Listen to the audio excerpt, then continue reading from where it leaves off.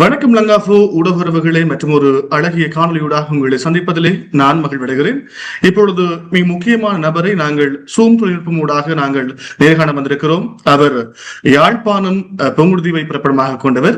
அத்தோடு இலங்கை மனித உரிமை ஆணைக்குழுவிலே 8 வருட காலங்கள் பணியாற்றியவர். அதிலே சில வருடங்கள் பிராந்திய இணைப்பாளராக யாழ்ப்பாணத்திலே பணியாற்றியிருக்கின்றார். அதே போல சமூக சேவைகளிலும் அவர் ஈடுபட்டிருக்கின்ற ஒரு நபர் வேறு யாரும் அல்ல, அவர்தான் துரைராஜா சுரேந்திர ராஜா அவர்களை நாங்கள் நேர்காண வந்திருக்கிறோம். வணக்கம். உங்களுடைய வேலைப்படைக்கு மத்தியிலும் எங்களோட நேர்காணலுக்காக வந்தமைக்காக நாங்கள் லங்காஃபோ ஊடகம் சார்பாக உங்களுக்கு நன்றிகளை தெரிவிக்கிறோம். சரி, இப்பொழுது சுவிஸ் நாட்டுல எப்படி போய்கொண்டிருக்கு சார்? உங்களை பற்றி சிறிய விளக்கம் உண்டு எங்களுக்கு தாங்க. உங்களுடைய அடிப்படை கல்வி எங்க நடந்தது, அதே போல பல்கலைக்கழக வாழ்க்கை, உங்களுடைய தொழில்முறை சார்ந்த விடயங்கள், அத்தோடு சுவிஸனுடைய வாழ்க்கை தொடர்பாக எங்களுக்கு சிறிய விளக்கம் தர முடியுமா?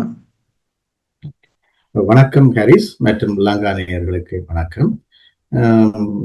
என்னுடைய விளக்கங்கள் வடிவாக நல்லா புரியிருப்பீர்கள். உண்மையிலே என்னென்று சொன்னால், நான் பொங்குடுதீவிலே பிரபலமாக கொண்டு அங்கே ஆரம்ப பள்ளியை கமலாம்பிகை மகாவித்தியத்திலேயும் மற்றும் உயர்கல்வியை யாழ் மத்திய கல்லூரியிலையும், அதனைத் தொடர்ந்து யாழ் பல்கலைக்கழகங்கள் மற்றும் உயர்பட்ட படிப்புகளை பல்கலைக்கழகங்களும் கேட்டிருக்கிறேன்.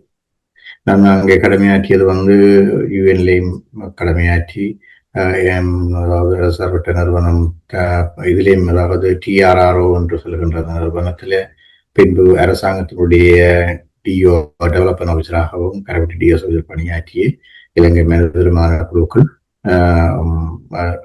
தெரிவு செய்யப்பட்டு வந்தேன். அங்கு நான் 8 வருடங்களாக கடமையாற்றினேன் யாழ்ப்பாணம், அதனைத் தொடர்ந்து கொழும்பு, கேண்டி, மற்றதும் பிறகு வவுனியாவிலே கடமையாற்றியிருந்தேன். நான் 3 வருடங்களுக்கு மேலாக யாழ் பிராந்தியத்தினுடைய இணைப்பாளராகவும் கடமையாற்றியிருந்தேன்.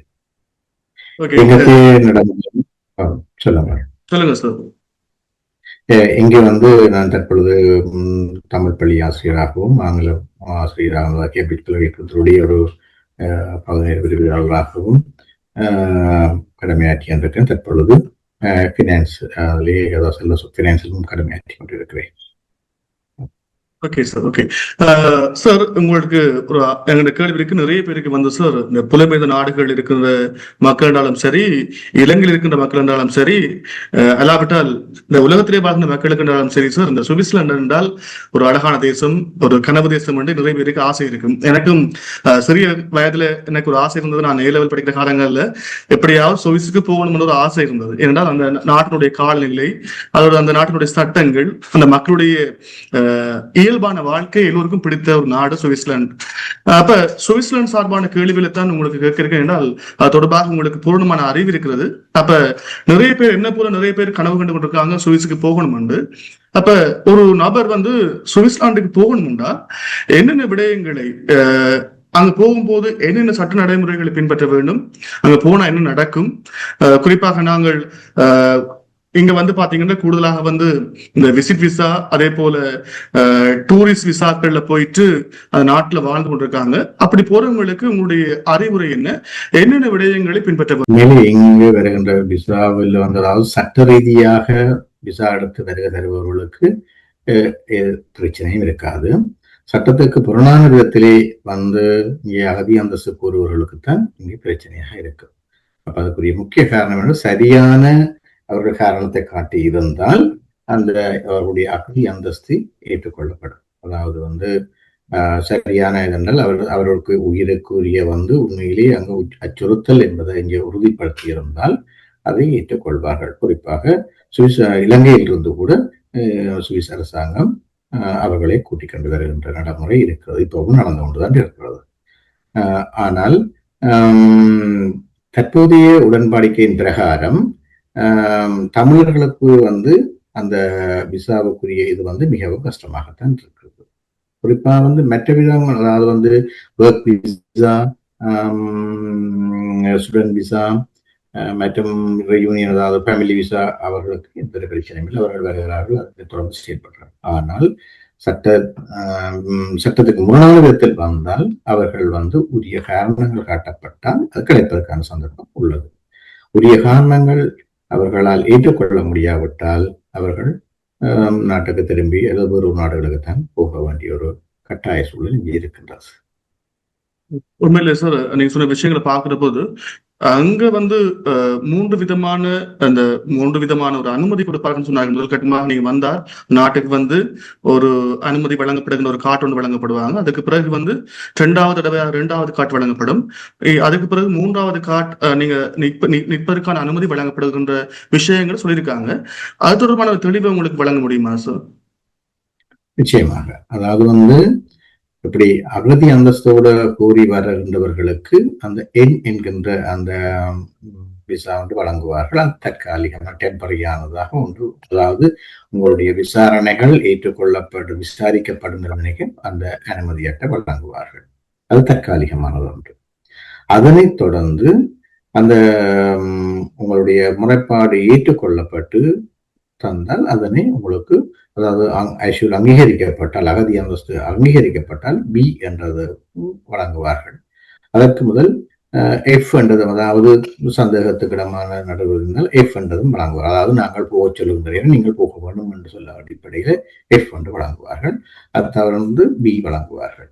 அந்த எஃபிலே 2 விதம் இருக்கிறது. அதாவது உங்களுடைய சூழலையும் பார்த்து உங்களுடைய முறைப்பாட்டை ஏற்றுக்கொள்ள முடியாவிட்டாலும் உங்களோட சூழ்நிலை, குடும்ப பின்னணி சூழ்நிலையை பார்த்து மனிதாயமான ரீதியிலே எஃப் என்கின்ற ஒரு விசாவும் வழங்குவார்கள். அதாவது அது மனிதாயமான ரீதியாக வருகின்ற அந்த எஃப் என்ற விசாவில் இருந்து நீங்கள் கடமையாற்ற வேலை செய்யலாம். அது வேலை செய்து மிகவும் ஒரு இங்கு நாட்டிலே ஒரு நல்ல ஒழுக்கம் உள்ள மனிதர்களாக நீங்கள் வாழ்ந்து வந்தால் அதனைத் தொடர்ந்து உங்களுக்கு நல்ல விசாக்களை பெற்று இதண்டக்கூடியதாக இருக்கும். அதே மாதிரி பி விசா இருந்தால் பி விசாவை தொடர்ந்து 10 வருஷம் இங்கே நீங்கள் இருந்தால்தான் பிறகு நீங்கள் நிரந்தர குடியுரிமை, அதாவது நிரந்தர விசாவினை பெற்று பிறகு குடியுரிமைக்கான இதுகளை செல்ல வேண்டும். முக்கியம் இங்கு சட்ட விதிகள் சரியாக ஒழுங்கப்பட வேண்டும். சட்டத்துக்கு முரணான விதத்தில் இங்கே செயற்பட்டால் அவர்களுக்கு வந்து மிகவும் கடினமான ஒரு வாழ்க்கையாகத்தான் சுவிட்சர்லாந்து இருக்கு. உண்மையில நிறைய விஷயங்களை நீங்க சொல்லியிருந்தீங்க சார். இதுல இன்னொரு விஷயத்த நாங்க கேட்கிறோம் என்றால், இந்த நீங்கள் பார்த்த அளவில், நீங்க தெரிஞ்ச அளவில் பெரும்பாலான மக்கள் வந்து தங்களுடைய விசாவை உறுதி செய்து கொள்வதற்காக என்ன விஷயத்தை இலங்கையிலிருந்து மெயினா கொண்டு போறாங்க, என்னென்ன விஷயங்களை கொண்டு போறாங்க, எப்படி வந்தால் நீங்கள் அந்த குறிப்பாக அந்த நாட்டினுடைய நீதிமன்றத்துல வந்து எப்படியான விடயங்களை சொன்னா உங்களுக்கு விசா கிடைக்கக்கூடிய வாய்ப்பு இருக்குன்னா நீங்க என்னத்தை சொல்லுவீங்க சார்? இல்ல, என்னன்னு சொன்னால் தற்பொழுது உங்களால அங்கு வாழ முடியாது என்பதை உறுதிப்படுத்தக்கூடிய ஆவணங்களோட வர வேண்டும். அதாவது உங்களுக்கு இப்படி உயிர் அச்சுறுத்தல் அப்படி இருக்குதுன்னு சொன்னால், அதாவது சுவிஸ் நாட்டினுடைய தூதரகம் இருக்கிறது இலங்கையில, அந்த தூதரகத்துக்கு நீங்க நேரடியாக தொடர்பு கொள்ளலாம். தொடர்பு கொண்டு அவர்களே உங்களுக்கு உண்மையிலே உயிர் அச்சுறுத்தல் என்பதை அவர்கள் உறுதிப்படுத்தினால் அவர்களே உங்களை கூட்டிக் கொண்டு வந்து செலவிடுவார்கள். அதுக்கு பிற்பாடு இங்கே இருக்கிற அரசாங்கம் வந்து உங்களுடைய இது வந்து உண்மையா பொய்யா என்பதை அவர்கள் ஆய்வு செய்து அதற்கு பிற்பாடு உங்களுக்குரிய விசாக்களை வழங்குவார்கள். ஆகவே உங்களுடைய உயிர் அச்சுறுத்தல் தனிப்பட்ட ரீதியாகவோ அல்லது வேறு ஒரு ரீதியாகவோ எவ்வாறா இருப்பினும் உங்களுக்கு அங்கு இருக்க முடியாது என்பதை உறுதிப்படுத்தக்கூடியதாக இருக்க வேண்டும். இல்ல, இதுல முக்கியமான கேள்வி ஒன்று என்னடா சார், இப்ப நாங்கள் அகதி தஞ்சம் கோரி சுவிஸுக்கு போனால் நாங்கள் எங்களை முதல் கட்டமா இங்க வச்சிருப்பாங்க. நாங்கள் வெளியில போகலாமா, வரலாமா, மற்றவர்களை போல வாழலாமா, எங்களுக்கான கொடுப்பனவுகள் நாங்கள் எங்களை பராமரிக்கிறது எப்படி, உணவு எப்படி, உடைகளை பெற்றுக் கொள்வது எப்படி, இப்படி ஒரு கேள்வி ஒன்று இருக்குன்னு தானே. அந்த கேள்விக்கு என்ன சார் பதில்? உண்மையிலே உங்களை வந்தால் நீங்கள் போகின்ற பொழுது உங்களை ஒரு முகாமில் வச்சிருப்பார்கள். அந்த முகாம் உண்மையிலே வந்து ஒரு சிறை முகாமுக்கு பக்கத்துல தான், அதாவது பாசல் என்ற மாநகரத்திலே சிறை முகாமுக்கு பக்கத்திலேயே தான் இந்த அகதி முகாமும் இருக்கிறது. அதே போன்றுதான் உங்களை வைத்திருந்து ஒரு குறிப்பிட்ட டைமுக்கு திறந்து விடுவார்கள், திரும்ப உள்ளுக்கு எடுத்து விடுவார்கள். நீங்கள் அந்த முகாமுக்குள் போகின்ற பொழுது எந்த விதமான இதுகளையும் கொண்டு போக முடியாத ஒரு துப்பாக்கிய சூழல் இருக்குது. குறிப்பாக உங்களுக்கு ஒரு பிரச்சனை என்று சொன்னால், அதாவது வந்து விரத்த நோய் என்று சொல்லியிருந்தாலும் உங்களுக்குரிய அந்த குடிபானங்கள் இதுகளே அங்கு உள்ளுக்குள்ள அவர்கள் ஏற்றுக்கொள்ள மாட்டார்கள். அவர்கள் தருவதைத்தான் நீங்கள் சாப்பிடுவோம். அப்படியான ஒரு நடைமுறை ஒன்று அங்கே இருக்குது. சார், கொடுப்பனவுகள் ஏதாவது அவங்களோட பராமரிப்பு கொடுப்பனவுகளோ இல்லாவிட்டால் கொடுப்பனவுகள் வந்து அந்த காலப்பகுதியில் கொடுப்பனவு வழங்கப்பட்டார்கள். அதாவது அதற்கு பிற்பாடுதான் வழங்குவார்கள். அந்த கொடுப்பன, அதாவது உங்களோட விசா அங்கீகரிக்கப்பட்டதையும் வழங்குவார்கள். அதுல ஒரு ஆளுக்கு 13 பிராங்க் தற்பொழுது வழங்கி கொண்டிருக்கிறார்கள். அந்த 13 பிராங்க் மிக மிக கஷ்டம். ஏனென்று சொன்னால், ஒரு சரியான சாப்பாடு இலங்கை உணவு சாப்பிடுவதாக இருந்தாலும் 18 பிராங்க் கிட்ட தான் திரும்ப வரும். ஆகவே அந்த 13 ஒரு நேர சாப்பாடு. ஆனால் அதை வச்சு இவர்கள் உடுப்படுத்துறதா இருந்தாலும் சரி, சாப்பாடு உணவு சாப்பிட்றாலும் சரி, அந்த 13 பிராங்கத்தான் வச்சு சிவிக்க வேண்டிய ஒரு துப்பாக்கிய நிலையில் இருக்கிறார்கள். குறிப்பாக இந்த சுவிசுக்கு வரணும் என்ற விருப்பத்தோடு பலர் வருவார்கள். எல்லாம் வீடுகள் அதுவெல்லாம் வித்து ஏஜென்ட் கொண்டு போட்டு வந்தும் இப்படியான ஒரு துப்பாக்கிய நிலையில தான் அவர்கள் வாழ்கிறார்கள் என்பது உண்மை. அடுத்த கேள்வி நான் உங்கள்கிட்ட கேட்கிறப்ப என்னன்னா சார், இப்ப பாத்தீங்கன்னா இங்க இருந்து போயிட்டு சார் நோமுலா முகாமில் இருந்து வெளியேறிட்டாங்கன்னா எங்களுடைய கூடுதலான இளைஞர்களுடைய ஆசை என்னென்றால் இரவு பகல் பார்க்காம வேலை செய்யறது, 2 இரவிலையும் வேலை செய்யறது, பகல்லையும் வேலை செய்யறது. இந்த சுவிஸ் நாட்டுடைய சட்டங்களை மீறி நடக்கிறதுல ஆர்வமா இருப்பாங்க கூடுதலாக. அதே போல சில தொழில் வழங்குனர்கள் குறைஞ்ச சம்பளத்துக்கு அவங்கள வேலைக்கு வச்சுக்கிறதுக்கு ஆசை என்றால் அவங்களுக்கு விசா கிடைக்காது. கிடைக்கிறதுக்கான வாய்ப்பு கொஞ்ச காலம் நீண்ட காலத்துக்கு தான் கிடைக்கும். அப்ப குறைஞ்ச வருமானத்துல அவங்க வேலைக்கு வச்சுக்கலாம் என்ற ஒரு ஆசைகளை சார் நிறைய இடங்கள்ல இப்படியான வேலை வாய்ப்புகளை வழங்குகிறாங்க. அதே போல எங்க இளைஞர்களும் வேலை செய்யறாங்கன்ற விடயம் தெரியும். அப்படி சுவிஸ் நாடு நடந்தால் என்ன சார் நடக்கும்? சட்டம் வச்சிருக்க முடியாது. அதாவது இதுவும் இங்கு சட்டம் தான். உங்களுக்கு ஏற்கனவே சொன்னது போன்று சட்ட திட்டங்கள் மிகவும் சரியாக பின்பற்றப்பட வேண்டும். ஏனைய நாடுகளை போன்று சுவிட்சர்லாந்திலே தொழில் புரிய முடியாது. தொழில் புரிவது பிடிபட்டால் அவருக்கும் தண்டனை, அதாவது தொழில் வழங்குனருக்கும் தண்டனையாகத்தான் இருக்கு. மிக கடுமையான தண்டனையாகத்தான் இருக்கும். ஆனால் பலர் தற்பொழுது வேலை செய்கிறார்கள், இல்லை என்று இல்லை. ஆனால் பிடிபட்டால் சிக்கல் உண்டு. சரி சார், இதுல நாங்கள் மிக முக்கியமாக கனவு தேசம் என்று சொல்லுகிற சுவிஸுக்கு இப்ப வரைக்கும் ஒரு காலகட்டங்களை பார்க்கின்ற போது அதிகமான மக்கள் போனாங்க. புலம்பெயர்ந்து இலங்கையிலிருந்து யுத்த சூழ்நிலை காரணமாக போனாங்க. இப்ப சுவிஸை பொறுத்தவரையில இன்னும் தமிழர்கள் வந்து கொண்டிருக்காங்களா? அந்த நாட்டுக்கு வந்து கொண்டிருக்காங்களா? அகதிகளாக வாராங்களா? இன்னும் அந்த நடைமுறை இருக்கா? என்றால் இலங்கையில போர் முடிந்து விட்டது என்ற ஒரு நடைமுறை இருக்கு. இப்ப மக்கள் எல்லாம் இயல்பான வாழ்க்கையை வாழ வலிக்கிட்டாங்க என்ற ஒரு சூழ்நிலை போய்கொண்டிருக்கு. இந்த சூழ்நிலையில அந்த நாடு அதை அங்கீகரிக்குதா? இப்ப வாராக்களையும் அங்கீகரிக்கிறாங்களா? இந்த விஷயம் தொடர்பாக உங்களுடைய தெளிவு என்ன சார்?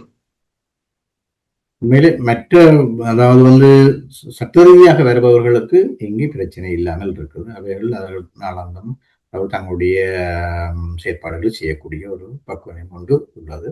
ஆனால் இப்ப நான் சொல்லுகின்ற பொழுது சட்டத்துக்கு முரணான விதத்தில் வருபவர்கள் மிக மிக குறைவு. ஏனென்று சொன்னால், அதாவது இலங்கை அரசாங்கம் சுவிஸ் அரசாங்கத்தோடு மேற்கொள்ளப்பட்ட உடன்படிக்கையின் பிரகாரம் சுவிஸ் அரசாங்கம் இலங்கையில் வருபவர்களை மிக மிகமாக கட்டுப்படுத்தி வச்சிருக்கிறது.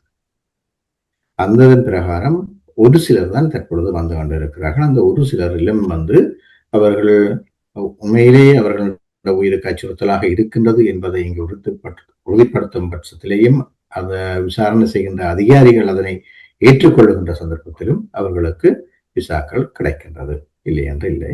ஆனால் போதிய ஆதாரங்களோடு இருக்கும். மற்றவர்கள் எல்லாம் நாட்டுக்கு தான் போகின்றார்கள். அடுத்தது வேறு நாடுகளில் இருந்து வருபவர்கள், குறிப்பாக ஏனைய இத்தாலிக்கு வந்திறங்கி அங்க பிங்கர் கொடுத்து போட்டு இப்படி வேறு நாட்டிலிருந்து வர்றவர்கள் இது இருக்கிற, அதாவது டுப்ளின் என்கின்ற உடன்படிக்கையின் பிரகாரம் இங்கே பிங்கர் பிரிண்ட் கொடுக்கின்ற பொழுது தெரிய வந்தால் எந்த நாட்டில கொடுத்ததோ அந்த நாட்டுக்கே சுவிஸ் அரசாங்கம் திருப்பி அனுப்பும். ஓகே சார், இதுல இன்னொரு கேள்வி இருக்கு, மிக முக்கியமான கேள்வி சார். நாங்கள் சுவிஸுக்கு போறோம், மேற்படிப்புக்காக போறோம், இல்லாவிட்டால் உங்களுடைய உறவுகள் எங்களை எடுக்கிறாங்க. அப்படி போனால் அங்க போய் நாங்கள் நிரந்தர குடியுரிமை பெற்றால் வேலை வாய்ப்புக்காக நாங்கள் அலைய வேண்டிய சூழ்நிலை ஏற்படுமா? அங்க போனா என்னென்ன வேலை வாய்ப்புக்காக நாங்கள் தயார்படுத்தி கொண்டு அந்த நாட்டுக்கு போக வேணும்? ஏற்கனவே நாங்கள் பல்கலைக்கழகம் நிறைவு செய்திருந்தாலும் கூட சார், அங்க ஒரு தொழில் வாய்ப்பு பெற வேண்டுமானால் தொழில் கல்வி ஒன்று அவசியம். என்னென்ன தொழில் கல்விக்கு அங்க வாய்ப்பு இருக்கு? என்ன நாங்க இங்க இருந்து படிச்சு கொண்டு போனா நல்லா இருக்கும் நீங்க யோசிக்கிறீங்க சார்?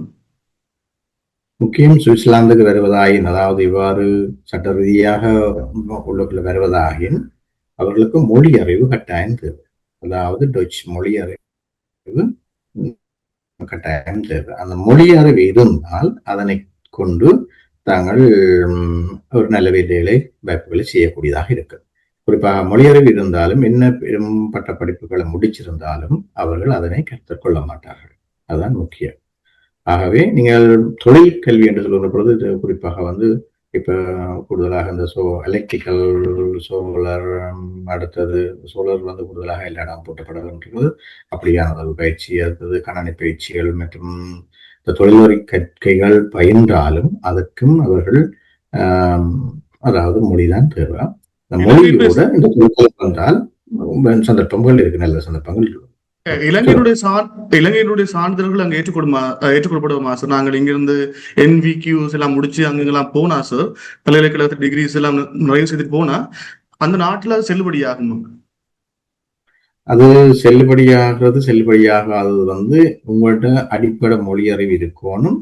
ஜெர்மன் மொழி பெற்ற பிறகுதான் நீங்க என்ன செய்யலாம், அந்த சான்றிதழ்களை அதாவது அதாவது மாற்றுறது சம்பந்தமான அமைப்பு இருக்குது. அது இருக்குது நகரத்தில், அங்க அனுப்பி அவர்கள் ஏற்றுக்கொண்டால் அதற்கேற்ற மாதிரி பயணிக்கலாம். அதற்கும் அனுப்பி அதை மாற்றுவதற்கும் நீங்கள் அதிகளவான காசுகளை கட்ட வேண்டும். மாற்றப்படுகின்ற பொழுது அதை நீங்கள் அதை ஏற்றுக்கொண்டாலும் காசுதான், ஏற்றுக்கொள்ளாட்டிலும் நீங்க கட்டின காசுதான். அப்படியே புரியுது. அது நான் தொகையா இருக்கும், குறைஞ்ச அளவான தொகை இருக்காது, அதிக அளவான தொகையாத்தான் இருக்கு. வகையான வேலை வாய்ப்பு இருக்கு சார் அங்க போனால்? இவங்க இதை படிச்சா அவளுக்கு இந்த வாழ்க்கை இருந்தால் இங்க சுவிட்சர்லாண்டா இதுதான் டிமாண்டா என்ன வேலை பெண்களுக்கு? பெண்களை பொறுத்த மட்டுக்கு அதாவது செவிலியருக்கான பயிற்சி பெற்றிருந்தால் அது எந்த நாட்டிலேயும் அதற்கு அவர்களுக்குரிய இது இருக்குது. அதாவது வேலை வாய்ப்புகள் கூடுதலாக கிடைக்க சந்தர்ப்பம் இருக்குது. இங்கும் அதுதான். அதாவது அப்படியானவர்கள் இந்த மொழி அறிவோடு, அதாவது டச் மொழி அறிவோடு வந்தால் நிச்சயமாக அவர்களுக்கு வேலை வாய்ப்பு கிடைப்பதற்கான சந்தர்ப்பம் இருக்குது. அதாவது பராமரிப்பு, சிறுவர் பராமரிப்பு, முதியோர் பராமரிப்பு, ஆஸ்பத்திரியில, அப்படி பல இடங்கள்ல அவர்களுக்கான வேலை வாய்ப்புகள் பெறுவதற்கு இலகுவாக இருக்கும். உழைக்கூடிய வாய்ப்பும் இருக்கும். அப்படி உழைக்கக்கூடிய வாய்ப்பும் இருக்கும். நல்ல பெருமதியான சம்பளங்களும் அவர்களுக்கு கிடைக்கும். இன்னொரு விஷயம் என்னடா சார், நான் சுவிட்சர்லாந்து நாட்டுல போனால் இங்க இலங்கையிலிருந்து புலம்பெயர்ந்து வாழ்கிற தமிழர்கள் அதிகமாக இருக்கிறாங்க. சட்டவாள்களாக, வைத்தியர்களாக, உயர்கல்விகளிலும் இருக்காங்க. அப்படி பாராளுமன்றத்துக்குள்ள கூட, சுவிஸினுடைய நாடாளுமன்றத்துல கூட அங்கத்தொகைகளாக இருக்கக்கூடிய வாய்ப்பும் இருக்குதானே சார்? அப்படி இருக்காங்க. அப்படி இருந்தும் அவர்கள் அங்க இருக்கின்ற மக்களுக்கு, போகின்ற தமிழர்களுக்கு உதவி செய்கிறாங்களா? அந்த நிலைப்பாடு எப்படி சார் இருக்கு? அதாவது அதை நாம் சொல்வது மிக கடினமாகத்தான் இருக்கும். ஏனென்று சொன்னால் இங்க வளர்ந்த பிள்ளைகள் தாங்கள் தங்களுடைய செலவில்தான் பார்க்க வேண்டும் என்பதில் மிக முக்கியமாக இருக்கு. என்றால் அவ்வாறு அந்த நாடு அவர்களை பதப்படுத்தி வச்சிருக்குது என்று சொல்லாம, பதப்படுத்தி வச்சிருக்கா அவங்களை விளங்கும் தானே.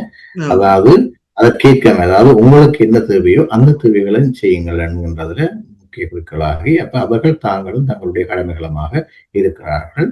ஆனால் பெரும்பாலானவர்கள் ஒவ்வொரு அமைப்புகள் ஊடாக அங்கம் வகித்துள்ளார்கள். அந்த அமைப்புகள் ஊடாக அவர்கள் உதவி செய்வதற்கான வாய்ப்புகள் இருக்குது. இருப்பினும் நீங்கள் அவர்களை பின்பற்ற வேணும். அதாவது குறிப்பாக என்ன சொன்னால், இங்கே தமிழ் கல்விச்சேவை என்கின்ற அமைப்பு இயங்குகிறது. அந்த அமைப்பிலேயே அங்க தமிழ் கற்ற மாணவர்கள் அவர்களுக்கான ஒரு அமைப்பை வைத்திருக்கிறார்கள். அவர்களோடு தொடர்பு கொண்டால் அவர்கள் அதற்குரிய வழிவாய்ப்புகளை பெற்றுக் கொள்வார்கள். மற்ற மாதிரி உதவி நிறுவனங்களை அவர்கள் நடத்தி கொண்டிருக்கிறார்கள், அவர்களோடு தொடர்பு செய்யலாம். அதே மாதிரி இங்கே இருக்கின்ற வைத்தியர்கள் அதற்கான நலவாழ்வு என்ற அமைப்பை வைத்திருக்கிறார்கள். அந்த நலவாழ்வு ஊடாக அவங்களுக்குரிய அவ்வாறு பல அமைப்புகளும் இருக்கிறது, இல்லையே இல்லை, செய்கிறார்கள். சரி சார், நாங்க நிறைய கேள்வி கேட்டுட்டோம். சுவிட்சர்லாந்து பற்றி உங்களோட அனுபவம் என்ன? இது கடைசி கேள்வி. உங்களோட அனுபவத்தை நீங்க 2, 3, 4, 5 வரையில சொல்லணும்னா, ஒரு ஆளுக்கு அட்வைஸ் பண்ணணும்னா நீங்க எதை சொல்லுவீங்க? சுவிட்சர்லாந்து சொல்வதென்றால் உண்மையிலே உங்களுக்கு தெரியும், அதாவது உலகிலுடைய ஒரு முக்கியமான புள்ளி எதென்று கேட்டால் சுவிட்சர்லாந்து தான் சொல்லுவார்கள். அந்த சுவிட்சர்லாந்துக்கு அதுக்கு ஏற்ற மாதிரி தான் அந்த நாடும் வளர்ந்து கொண்டு இருக்கிறது. அதாவது சட்டத்திட்டங்கள், ஒழுக்க விதிகள் அவ்வாறு தான் இருக்கிறது. உண்மையிலேயே அது எனக்கு பிடித்த ஒரு நாடாகத்தான் இருக்கிறது. அனைவருக்குமே பிடித்த நாடாகத்தான் இருக்கின்றது. கற்றவர்களுக்கான தொழில் வாய்ப்பு எங்களுக்கு அதே விதத்திலான அதே வாய்ப்பு எடுக்கிறது மிக மிக கடினம். அதாவது நாங்கள் படித்த பட்டங்களுக்கு ஏற்கிற மாதிரி வேலை செய்வது என்பது மிக கஷ்டம். அதை உணர்ந்து கொள்ள வேணும். அடுத்தது எங்களோட தமிழர்கள் இங்கே மிகவும் நல்ல வடிவாக கலை பண்பாடு அதுகளுக்கு ஏற்ற மாதிரி செயற்பட்டு கொண்டிருக்கிறார்கள்.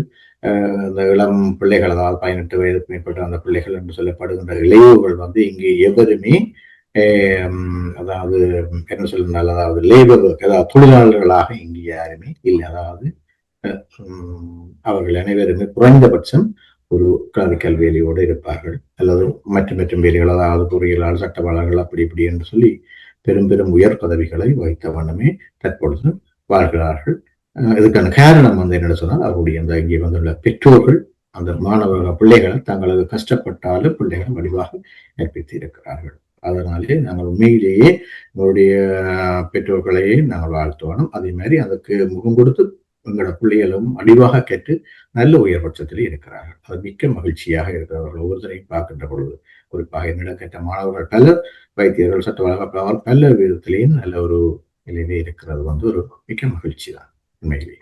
இதுல நாங்கள் கடைசி கேள்வி வேண்டும் சார். ஆனால் இன்னொரு கேள்வியும் நாங்கள் கேட்கிறோம் என்றால், அங்க இருக்கிற தமிழர்கள் தம்முடைய கலாச்சாரங்கள், பண்பாடுகள், ஆலய வழிபாடுகள், மொழி அறிவு இதை கற்றுக்கொள்வதில் ஆர்வமா இருக்காங்களா? அதே போல அங்கு பிறந்து வளர்ந்த தமிழ் குழந்தைகள் அதிலே ஆர்வமா இருக்காங்களா? இது தொடர்பான உங்களுடைய தெளிவூட்டல் எப்படி இருக்கும்? நீங்கள் பார்த்தது பல கோயில்கள் இருக்கின்றன, கோயில்கள் நடைபெற்றுக் கொண்டிருக்கின்றது. கலை பண்பாடு மிக கலாச்சாரம் மிக அழகாக தந்தது. அதாவது ஏனைய நாடுகளை ஒப்பிடுகின்ற பொழுது பல நாடுகளுக்கும் போயிருந்திருக்கிறபடியால் ஏனைய நாடுகளை ஒப்பிடுகின்ற பொழுது சுவிட்சர்லாந்து மிக அருமையாக இருக்கின்றது. மொழி அறிவு, அதாவது எங்களுடைய தமிழ் மொழி அறிவு மிக அதிக கூடிய அளவு இருக்கிறது. பிள்ளைகளுக்கு அவள் மிக நன்றாக கதைக்கிறார்கள், நன்றாக பேசுகிறார்கள், எழுதுகிறார்கள், இதெல்லாம் அப்படி நல்ல ஒரு மொழி அறிவுகளோடையும் கலாச்சார பின்னணியோடையும் வாழ்ந்து வருகிறார்கள். அதிலே எந்த குறையும் காணக்கூடிய அளவுக்கு இல்லை. அடுத்தது தமிழர்கள் உண்மையிலேயே மிகவும் நன்றாகத்தான் இருக்கிறார்கள். அதாவது ஆனால் நல்ல வசதியோடும் இதோடும் வாழ்ந்து கொண்டிருக்கிறார்கள். குறிப்பாக பெரும்பாலானோர் அதிக பிரமாண்டமான வீடுகள் எல்லாம் கட்டி நன்றாகத்தான் வாழ்கிறார்கள். அவர்களுக்கு அதாவது கஷ்டப்பட்டாலும் நல்ல இதோடு வாழ்ந்து கொண்டிருக்கிறார்கள் என்பதுதான் முக்கியம். உங்களுடைய நேரத்தை ஒதுக்கி எங்களுக்கு நேர்காணலை வழங்கியிருந்தீர்கள். தொடர்ந்தும் நாங்கள் உங்களோடு பல நேர்காணல்களை காண ஆசையாக இருக்கிறோம். எனவே லங்காஃபோ ஊடகம் சார்பாக மனமான நன்றிகள் சார். தொடர்ந்தும் எங்களுக்கும் உங்களுக்குமான பிணைப்பு இருக்க வேணும். அந்த இணைப்போடு பல விஷயங்களை சமூகத்துக்கு நாங்கள் தெளிவுபடுத்த காத்திருக்கிறோம். நன்றி சார். மிக்க நன்றி. மற்றும் லங்காஃபோ நேயர்களுக்கும் நன்றி. இது போன்ற மேலும் பல முக்கிய சுவாரஸ்யமான செய்திகளை அறிந்து கொள்ள லங்காஃபோ யூடியூப் சேனலை சப்ஸ்கிரைப் பண்ணுங்கள். எமது செய்திகள் உடனடியாக கிடைக்க பெல் பட்டனை அழுத்துங்கள். அத்தோடு எமது செய்திகளை மற்றவர்களும் பார்வையிட ஷேர் செய்யுங்கள். நன்றி.